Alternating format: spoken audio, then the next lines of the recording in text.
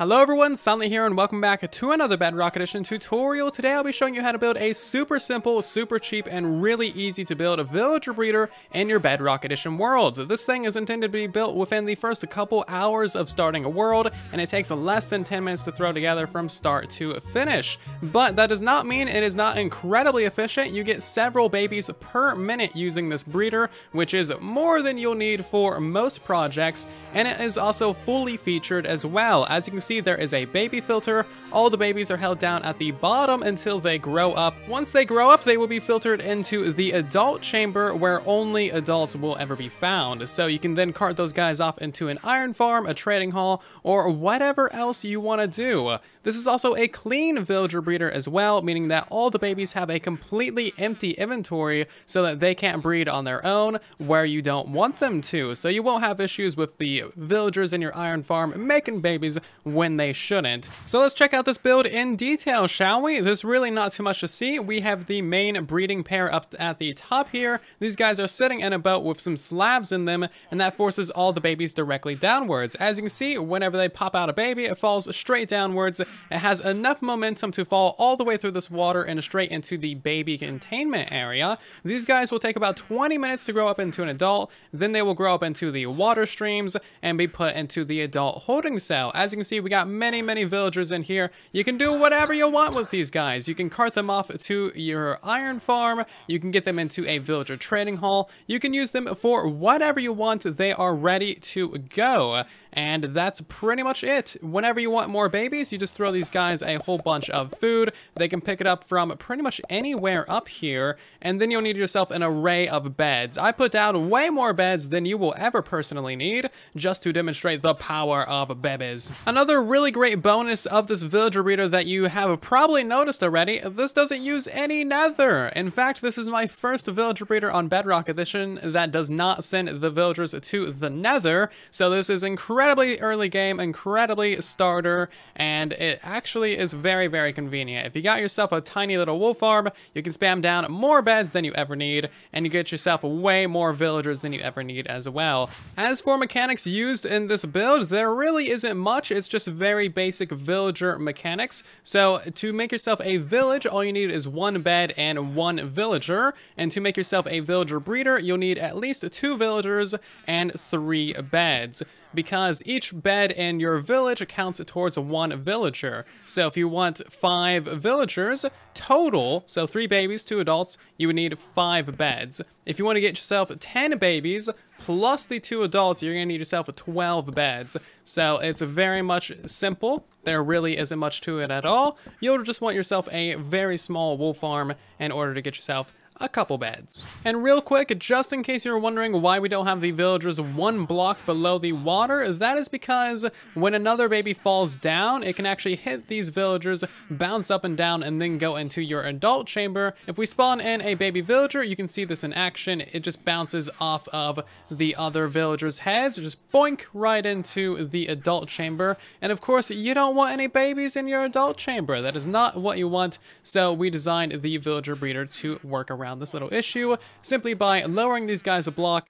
This tutorial is part of my advent calendar for December of 2020, so every single day in December I'm releasing a brand new tutorial on the channel, some sort of farm contraption or useful redstone thing for you guys to build in your worlds. This is the latest in a long line, and if you want to help support the series, leaving a like on the video, sharing them around with your friends, and or subscribing is of course a great way to do so. And as a bonus of subscribing, you also get to see all of the other tutorials that I post first before anyone else can.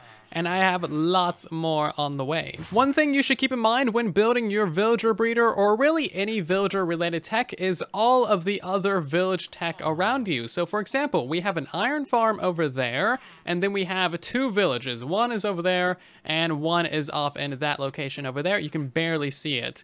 Anyway, I would suggest building your villager breeder at least 80 blocks away from any other villager tech. That's beds, bells, workstations, any of that stuff, build it far away from those things, because those things can severely mess with your villager tech.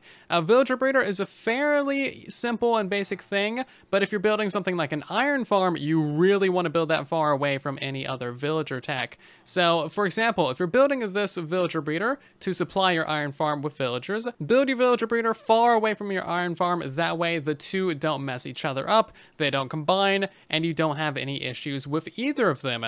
That means you will need to transport your villagers quite a ways, but trust me, that is way easier than trying to fix both an iron farm and or a villager breeder.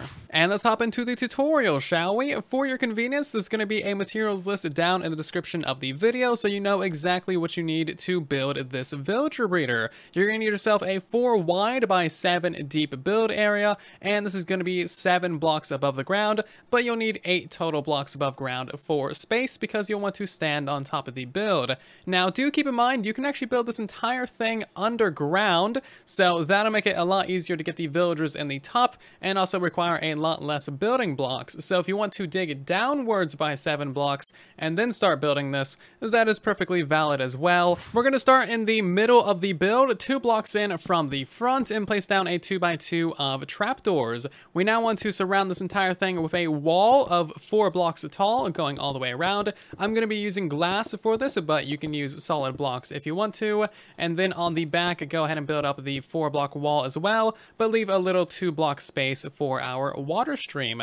Out the backside here, we're going to place another 3 walls that are then 4 blocks tall as well. And this is going to be the containment unit for all of our babies and the containment unit for all of our adults as well. Now go ahead and place in 2 additional blocks right here so it's completely filled in. Place a button right above the containment unit for all of your adult villagers, just so the water doesn't flow down in there. And now you want to place in some temporary blocks above each of your trapdoors right there, and place a water bucket right in this corner. That'll flood to the corner and send all the adults to the corner.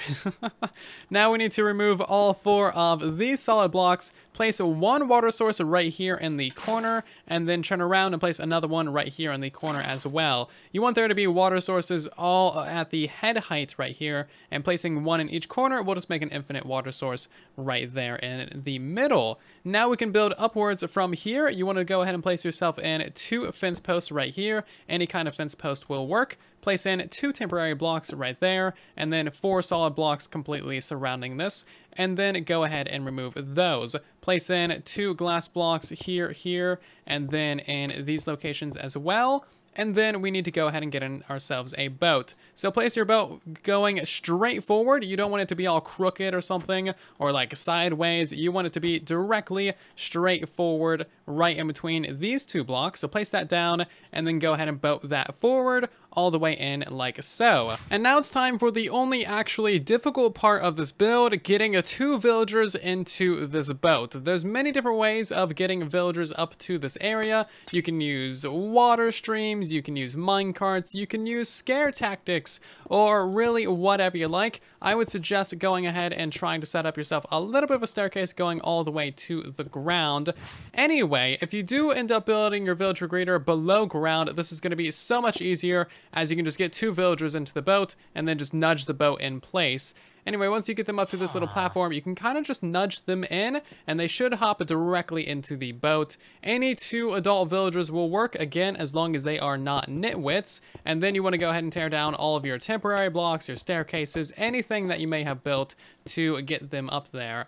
Anyway, once you got your 2 villagers up top here, all you need to do is place down another couple of temporary blocks right there. Get yourself a piston and then a lower slab in front of that piston. Power it, and we just need to get a 2x2 of slabs right here in this area. The slabs are what push the baby villagers downwards, so you really do need these in place. And of course, the slabs also keep you from accidentally throwing food down into that part of the breeder and giving food to the babies. If you give food to the babies, you will never get it back, so beware. And now it's time to create your village using some beds. So we're gonna go ahead and place down 2 beds just pretty much anywhere, and those 2 should link up to your 2 guys at the top of the villager breeder. So these guys should get green particles, and so should these beds. And yep, there we go. These guys got particles and so do your beds, so they are now linked to those beds.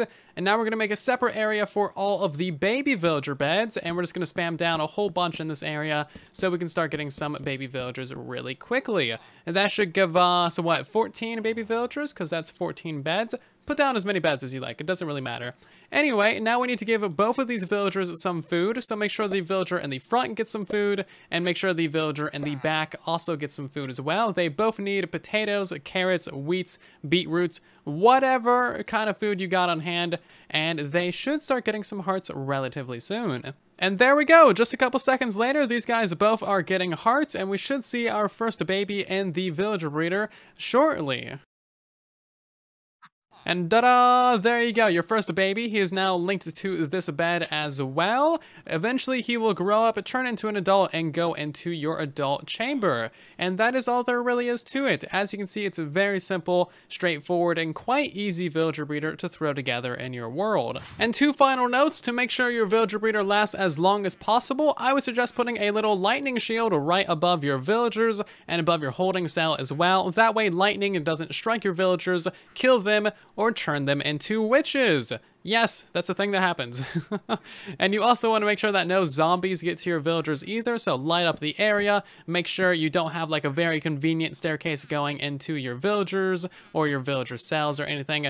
Zombies are very sneaky and they will get to your villagers if you are not prepared. If you have any questions, comments, or concerns about today's Bedrock Edition tutorial, then of course let me know in the comments down below. I'm always trying to help you out as much as I can. And also, if you enjoyed today's video and want to help out the video and the channel a lot, make sure to leave a like and share the video around with your friends. It has an incredible effect. Thank you so much for doing that. If you would like to see a lot more videos on the channel in the future, then of course make sure to subscribe so you can see them first. And otherwise, I'll see you guys down in the comment section. And in the next one, thank you again so very much for watching. And then there was silence.